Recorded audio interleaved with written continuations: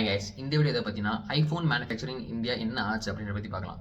First apple வந்து ஒரு statement கொடுத்துருக்காங்க. இந்த மாதிரி நாங்கள் வந்து எங்களை ஐஃபோன் ப்ரொடக்ஷன்ஸ் எல்லாத்தையுமே நாங்கள் வந்து இந்தியாவில் ஷிஃப்ட் பண்ண போகிறோம் அப்படின்ற மாதிரி சொல்லியிருக்காரு.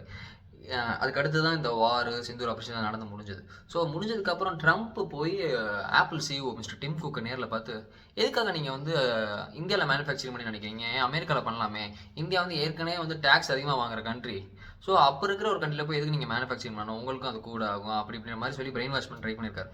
ஆனால் ஆப்பிள் சிஇஓ வந்து தெளிவான முடிவில் தான் இருக்கிறார். ஸோ அதுக்கு அடுத்து ஃபாக்ஸ்கான் கம்பெனி வந்து 1300 கோடி இந்தியாவில் இன்வெஸ்ட் பண்ணிட்டு இந்த மாதிரி நாங்களே வந்து ஐஃபோன்ஸ் அவங்க தான் ஆக்சுவலாக ஐஃபோன்ஸ் மேனுஃபேக்சரிங் பண்ணி கொடுத்துருக்காங்க ஒரு கம்பெனி. ஸோ அவங்க வந்து நாங்களே ஐஃபோன்ஸ் மேனுஃபேக்சரிங் பண்ணி தரோம் அப்படின்னு மாதிரி சொல்லி 1300 கோர்ஸ் இன்வெஸ்ட் பண்ணிட்டாங்க. இது தெரிஞ்சுக்கிட்ட ட்ரம்ப் என்ன பண்ணியிருக்காரு, ஐஃபோன்ஸ் நீங்கள் மேனுஃபேக்சரிங் பண்ணுறது தான் அமெரிக்காவில் பண்ணுங்க, இந்தியாவில் பண்ணிங்கன்னா நான் உங்களுக்கு 25% டேரிஃப் எக்ஸ்ட்ரா போடுவேன் அப்படின்னு சொல்லி மிரட்டியிருக்காரு. ஒரு பெரிய மனுஷன் பண்ணுற வேலையாக இதுன்ற மாதிரி தான் இருக்குது.